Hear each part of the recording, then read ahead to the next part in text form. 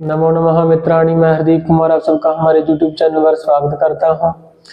तो आज का जो हमारा प्रमुख विषय है व्याकरण शास्त्र में जो कि संधियां होती हैं, तो संधि शब्द क्या होता है।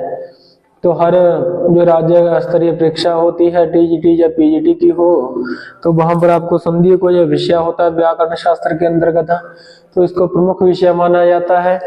तो आज का जो हमारा प्रमुख व्याख्यान होगा संधि शब्द, संधि क्या होती है, संधि शब्द का अर्थ क्या होता है और संधियां कितने प्रकार की होती हैं। आज का जो हमारा प्रमुख विषय है इसमें हम जो संधि शब्द है और जो प्रमुख संधियां कितने प्रकार की हैं तो उसके बारे में जानेंगे।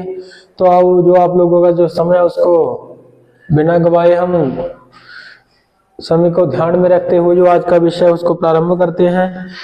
तो जैसे जो संधि शब्द है आपको पता ही है, सम उपसर्गात धा और की से संधि शब्द बना। तो संधि शब्द होता है जो उसका अर्थ क्या होता है बच्चे, मेल।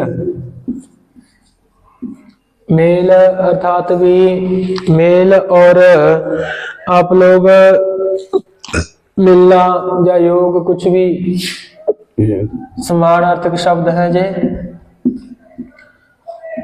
तो किसका मेल, दो शब्दों का मेल, दो शब्दों का मेल संधि कहलाता है, संधि कहलाता है। और अगर थोड़ा सा परिभाषिक शब्दों को हम यूज करें तो वर्णानाम परस्परम, वर्णा नाम आप लोग भी सभी कॉपी में नोट कर सकते हैं। वर्णा नाम परस्परम,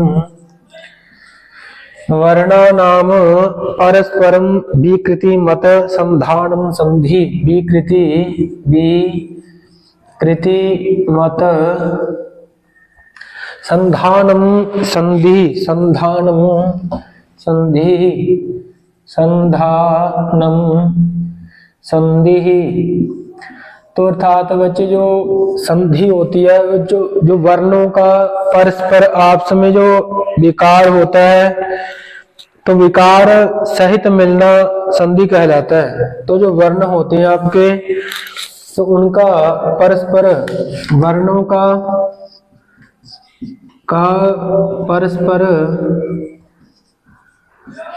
विकृति मत अर्थात वर्ण परिवर्तन, वर्णों का परिवर्तन होना संधि कहलाता है। आपका होना संधि कहलाता है। तो उम्मीद है भी आप लोगों को जो संधि शब्द होता है उसका अर्थ समझ में आ गया होगा। तो संधि क्या होती है बच्चे, वर्णानाम परस्परम विकृति मत संधानम संधि। तो जो वर्णों का परस्पर बच्चे विकृति मत अर्थात जो परिवर्तन होता है दो शब्दों का मेल, तो वह क्या कहलाता है, विकार। विकृति अर्थात परिवर्तन सहित, तो जो मेल जोड़ या जोग होता है तो वही शब्द क्या कहलाता है आपका, संधि। और जो संधि होती हैं तो संधियों के जो प्रमुख प्रकार है, प्रमुख प्रकार 3 माने गए हैं, तो उसको मैं आपके सामने लिख देता हूं। तो संधियां 3 प्रकार की मानी गई जो मुख्य संधियां। तो जो पहली संधि है अच संधि, और दूसरी जो संधि आपकी हल संधि, और जो तीसरी आपकी व्यंजन संधि, विसर्ग संधि। तो जो तीसरी आपकी संधि है विसर्ग संधि।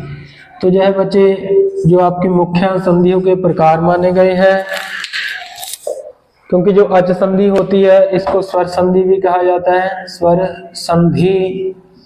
तो आज का जो विषय था इसमें हमने केवल संधि शब्द का अर्थ और जो कितने प्रकार की हैं संधियां इसके प्रकार में जानना था, इसके बारे में। और जो हल संधि होती है इसको व्यंजन संधि भी कहा जाता है, व्यंजन संधि। और विसर्ग संधि, तो जो अच संधि होती है तो और स्वर संधि। तो आज का जो हमारा विषय था इसमें केवल हमने संधियों का, संधि शब्द का अर्थ और संधियां कितने प्रकार की हैं। तो अच संधि को स्वर संधि भी कहा जाता है, हल संधि को व्यंजन संधि और विसर्ग संधि। तो जो आगे का हमारा विषय होगा उसमें हम लोग जो अच संधि है तो इसके बारे में थोड़ा विस्तृत अध्ययन करेंगे। तो आज के लिए इतना ही, और अगर आप लोग अच्छे प्रकार से संधियों के बारे में पढ़ना चाहते तो हमारे चैनल के साथ जुड़ें और हमारे चैनल को सब्सक्राइब करें। तो आज के लिए इतना ही, धन्यवाद।